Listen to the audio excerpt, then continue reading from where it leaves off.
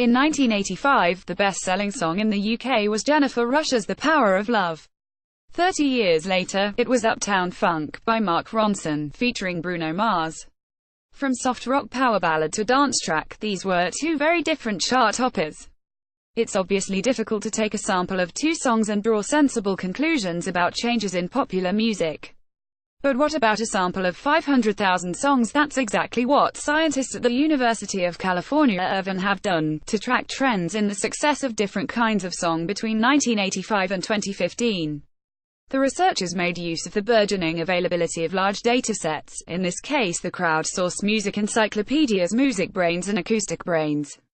They analyzed 500,000 songs released in the UK during that 30-year period and correlated chart success with the acoustic features of the songs. These are broken down into variables like timbre, tonality, danceability, mood and clusters of genres. The findings suggest there is a broad trend for fewer happy songs and more sad songs, while at the same time there has been an increase in the number of danceable songs. Yet while this kind of big data study can reveal new insights about what music people are listening to, it's also important to look at the wider picture of how they listen. The idea that pop songs are getting sadder makes for interesting reading and eye-catching headlines. But categorizing songs as happy or sad also depends greatly on social context and interaction. Take the example of a song that topped the charts twice, 16 years apart, Queen's Bohemian Rhapsody. It's a complex multi-layered production, not straightforwardly danceable and sung from the perspective of a nihilistic murderer to whom nothing really matters. Yet it's the source of much joyful group participation. It's also worth considering that the way we consume music, and how that consumption is measured, has changed a lot in 30 years. The charts are a lot less important now that the sheer amount of music available to the average listener is orders of magnitude greater than it was in 1985. Then, audiences relied on a comparatively small number of radio stations to hear new music. The charts were selected from a limited number of available singles and were much more prominent in people's everyday listening. Today, listeners have the history of recorded music in their pockets and increased control over how it's playlisted and ordered to taste. The technology we use to listen to music has even altered our relationship with it, simultaneously expanding the parameters of musical choice and making the listening experience more intensely private. Even though the charts themselves have adapted over the decades, incorporating downloads in 2004 and in 2014, they no longer represent the same measure of cultural dominance they once did.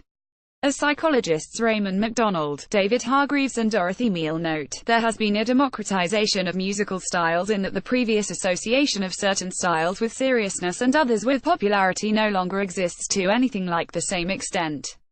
Rave went from subculture to main Shutterstock. While the charts record main success, they also interact with and are fed by musical subcultures that are often defined in opposition to that main.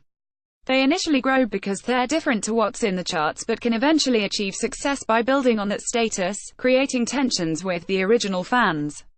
For example, once tabloid newspapers began regularly using terms like acid house and featuring smiley-face t-shirts in their fashion selections, many original rave fans moved on to maintain their sense of distance and opposition from the main. It's a familiar pattern with musical subcultures, from mods, to hippies to punks, as their markers of difference become incorporated into the wider cultural milieu.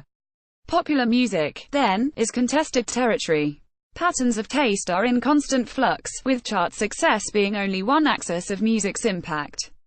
The limits of big data, the recommendation algorithms of large tech companies are increasingly a part of the process of musical and cultural choice, and the massive datasets associated with this are a huge resource for researchers. But the popular in popular music is more than just a quantitative measure of consumption, and we can't just reduce it to aesthetic and stylistic components. We also need to take account of its social functions.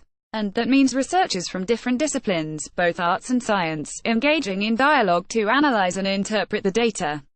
Music encoded as digital data is now feeding into the broader matrix of economic and political decision-making, such as the Bank of England using it to take the economic temperature. So it's more important than ever that the social aspect of music's use does not get buried beneath the numbers.